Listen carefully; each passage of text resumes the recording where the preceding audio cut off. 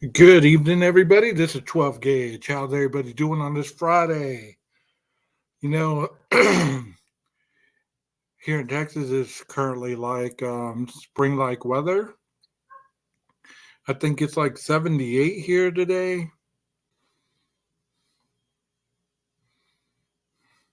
Okay, I don't know how that lens gets so dirty, but it does. But before I keep talking, I'd like to say hello to everybody who's ever been on my podcast or who's never visited my podcast. If this is your first time, welcome. Like I said at the intro, my name's 12 Gauge. I hope you guys are having a wonderful day. It is Friday. It is the beginning of a weekend. Whatever you like to do to celebrate, get it going. Get it going. Today I had to keep my keep my throat hydrated for some damn reason. I don't know if I'm allergic to something in the air or something of that nature, but that's neither here nor there. Today was a good day at work. Didn't really do much. Did some paperwork and did some research and stuff like that. But as far as having to counsel kids or anything like that, today's kind of like a paperwork day, things of that nature. Um, if you watched my podcast last night, I indulged a lot of information on you guys. I not indulge, divulge some information on you guys, and I hope it didn't really offend anybody. It didn't bore anybody. I'm gonna do these podcasts for a while because I really enjoy them. The true crime stuff is not bad. I'm gonna try to save that for the weekend though, because there's only so much depressing things that you can report on, you can talk about, you can have an intellectual conversation about, but at the end it's still a sad story because somebody is a victim of somebody else's perverted fantasies, idiocracies, things of that nature. So it gets kind of old.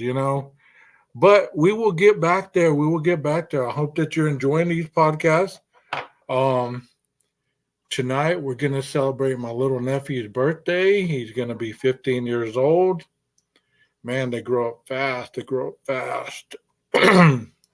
um, I still remember, 15 years ago when he was a baby. But I loved to be able to be around to see the journey of him maturing into a young man. Um, if you have children, or if you don't, if you've have niece and nephews, or have been around kids, you understand what I'm talking about. Especially if they're not in trouble, they're not experimenting with drugs, they're not getting people pregnant.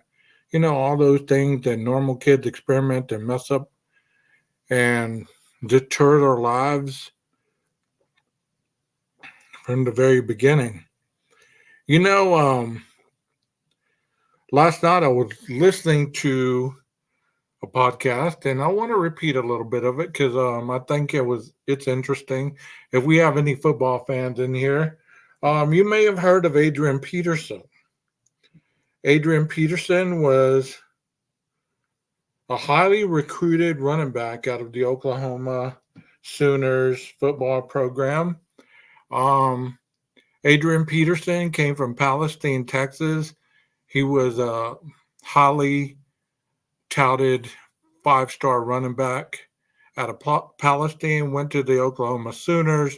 Then the Minnesota Vikings drafted him, gave him $100 million signing. And by 2016, Mr. Peterson was in debt. He borrowed $5.2 million from a loan company. I don't know what, I think it was called um, Windmill Incorporated or something, Whistle or something like that. But he defaulted on that loan. Now the courts have tried to take his rookie of the year um, memorabilia, his Russian title, his, just the award that he's gained while playing in the NFL. They're not going to, they're not going to be able to get all the 5.2 million back, but it's a sad story to see AP go down that way. It's really sad. I love the way the man used to run that ball. It's like once he made it through the open field, he would either run over you or run right past you. If you don't follow American football and you're overseas listening to this, pull up a highlight of him on YouTube. Adrian Peterson from the Minnesota Vikings. He later went to play for the Tennessee Titans back, later on in his career.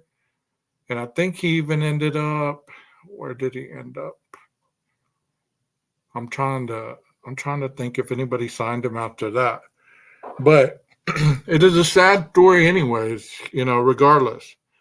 Because most of the time people think that because they have money of that regard, it's going to last forever. So they spend beyond their means. They go above and beyond. And as long as the money's coming, there's nothing wrong with that.